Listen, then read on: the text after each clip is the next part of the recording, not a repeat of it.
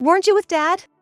My 5-year-old daughter, Chris, came back home soaking wet during our visit to my in-laws' house. She was shivering and her lips were blue. I had entrusted her to my husband, Andrew, so why had she returned home alone? Shocked, I called Andrew, but his tone was as usual. I didn't bring Chris along. I couldn't comprehend what he meant. Unbeknownst to me, this statement hid an unimaginable secret. My name is Sophie Moore, 32 years old. Between Andrew and me is our 5-year-old daughter, Chris. At the beginning of our marriage, we were very close, and I remember how we hugged each other in joy when we found out about my pregnancy. I returned to work a year after childbirth and was living a fulfilling life. However, our happy life began to change at some point. Housework is the wife's job. Even though we used to share chores like cleaning and laundry, 2 years ago, Andrew suddenly started dumping all household responsibilities on me. But I work too. I need your help. My mates says their wives do all the housework even if they both work. You should tidy up more. He retorted and threw a ragged mop at my face. From then on, he became very critical about how I did the cleaning. During those times, he would often say, "You should take a leaf out of her book," referring to a certain person. That was Marianne Kirk, the housekeeper working at his parents' house. Andrew's father was a company president, living in a mansion, and Andrew worked for him as well. Moreover, Chris was at an age where she couldn't be left alone, yet Andrew hardly participated in parenting. "Hey, what do you think Chris would like for her birthday present?" It was late at night in the living room. After our daughter had gone to bed, when I showed him a toy catalog.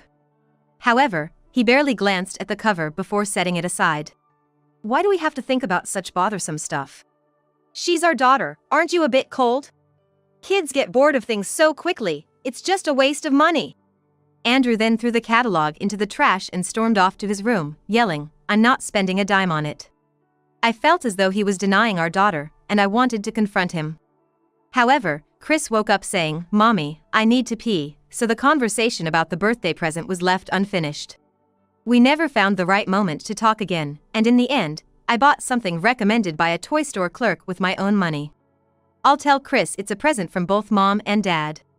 Watching her happily tear the wrapping paper made me feel indescribable. Meanwhile, Andrew began to spend lavishly on himself, beyond his earnings. He told me it was for work-related socializing. However, as hundreds of dollars were being spent every week, I grew anxious about what exactly he was doing. "Hey, is it really just a work party?" "What? You doubting me?" "It's not that. I just think you might be spending a bit too much. I'm gonna be the president of the company one day.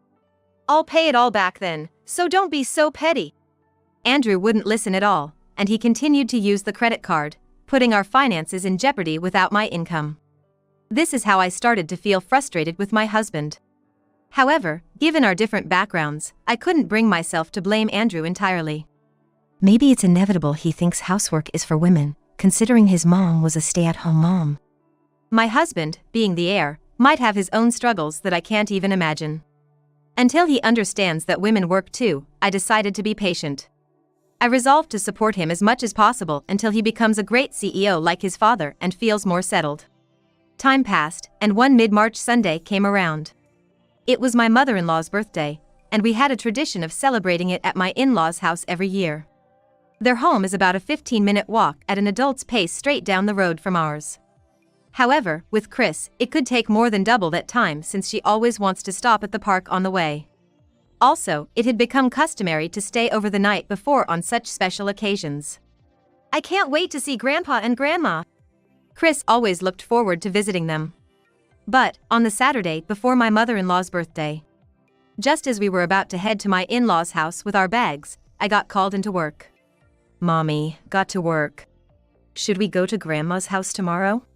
Chris, quite mature for a preschooler, was never a bother. However, I felt bad about imposing on my in-laws to take care of a kindergartner. "No, I want to go!" Chris was all set to leave, already wearing her backpack filled with her favorite toys. "What should we do?"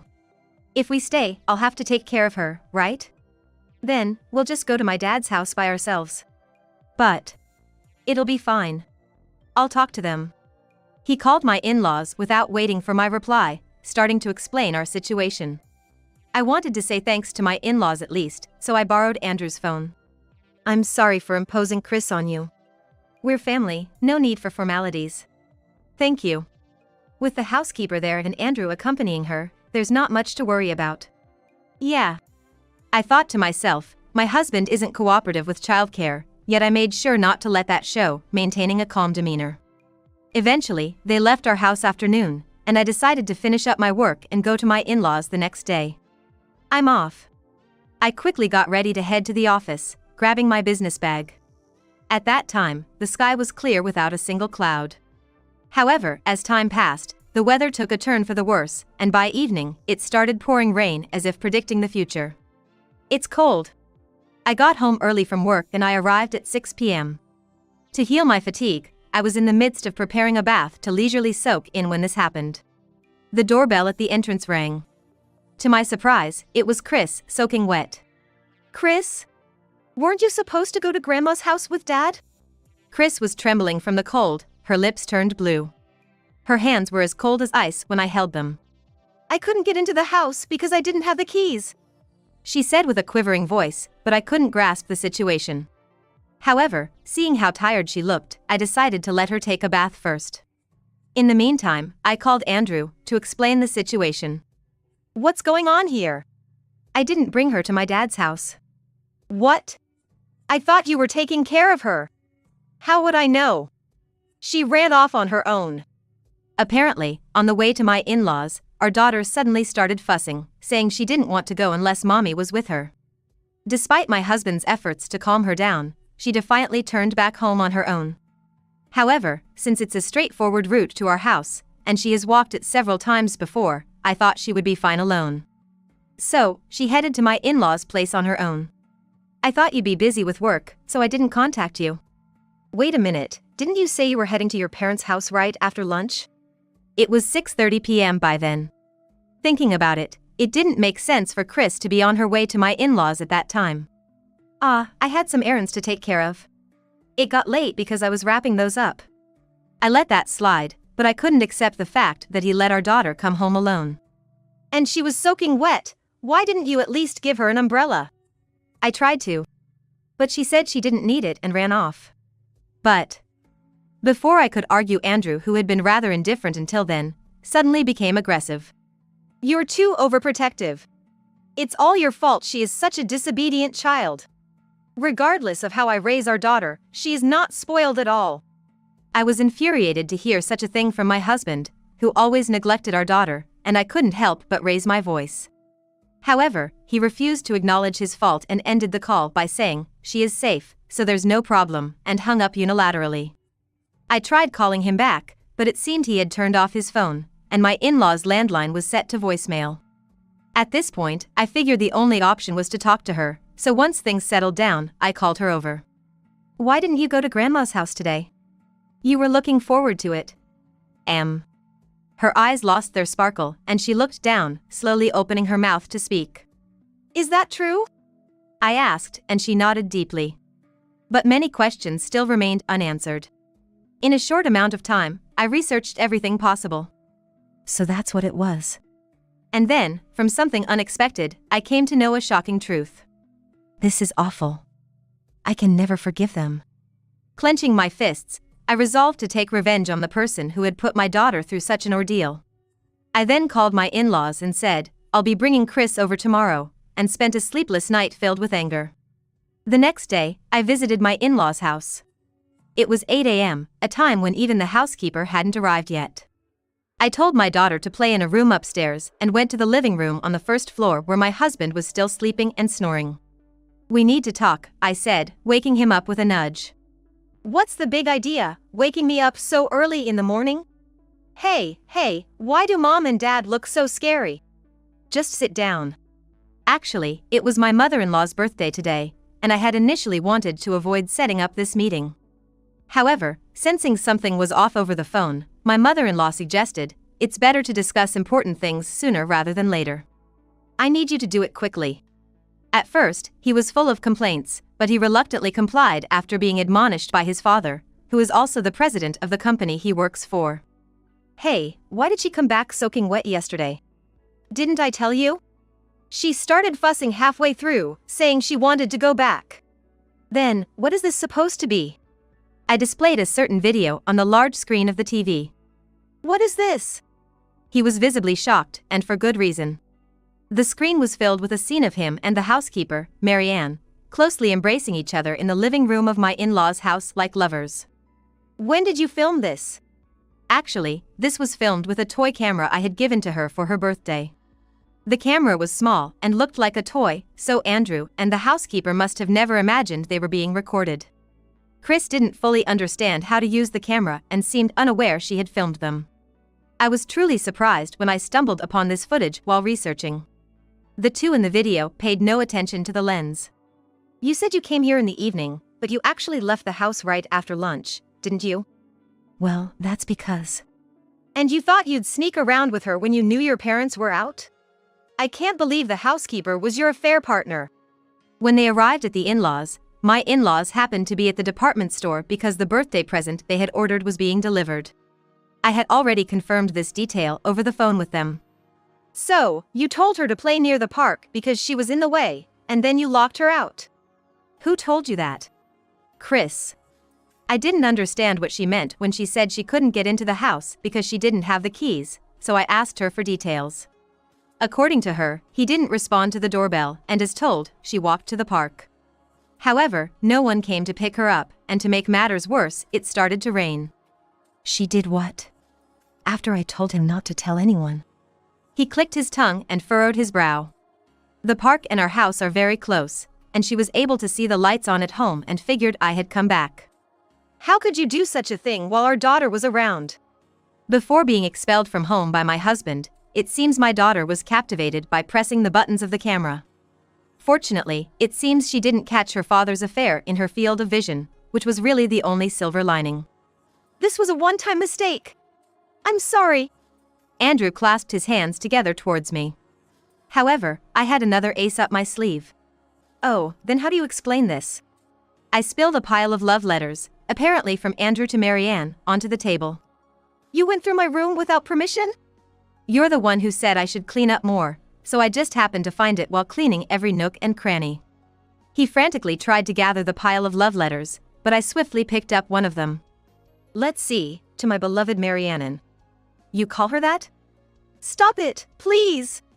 I love you so much. Can't wait to kiss you. Sounds like something a middle schooler wrote. How embarrassing. He turned red as a boiled lobster and covered his ears. For the final blow, I presented him with credit card statements and loan documents from the trash in his room.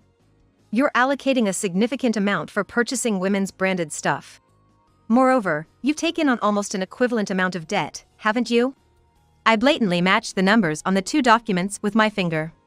You said you were spending money for work, but you were just splurging on your mistress.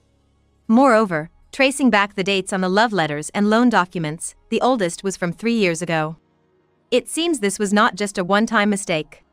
My father-in-law, who had been silent until then, finally spoke up, unable to contain himself any longer.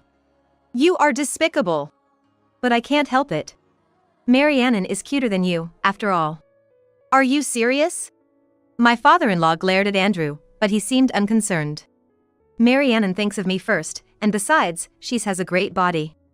Imagining whatever he was, he extended his lips in a sleazy grin. Shut up. Whoa. Don't start yelling all of a sudden. You scared me. I disown you. You're fired from the company. Wait a minute. That's not fair. No discussion.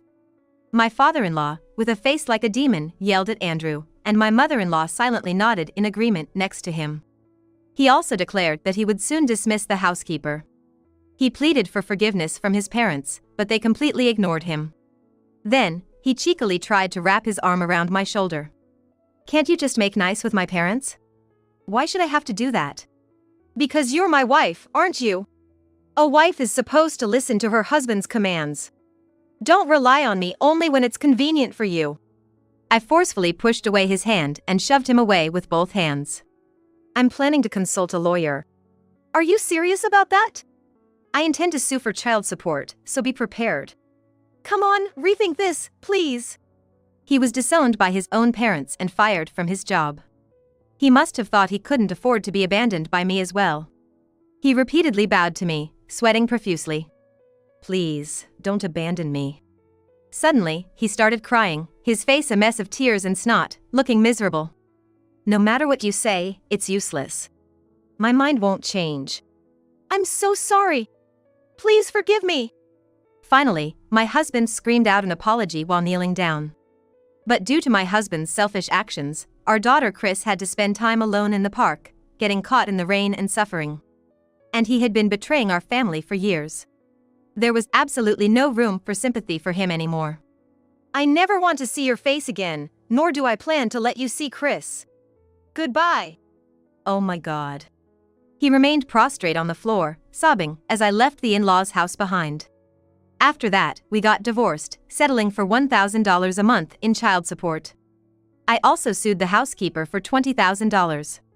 He, having lost his job and left with debts to pay, is said to be working multiple manual labor jobs late into the night. He's living a miserable life in a small apartment without a bath. The housekeeper broke up with him and returned to her hometown, only to be severely scolded by her parents and left with nowhere to go. Now, I hear she's working in the nightlife. Meanwhile, I moved to an apartment, starting a new life with Chris. My work performance was recognized, resulting in a salary increase. Chris is looking forward to starting school in April and is diligently practicing her writing. Watching her brings me the greatest happiness.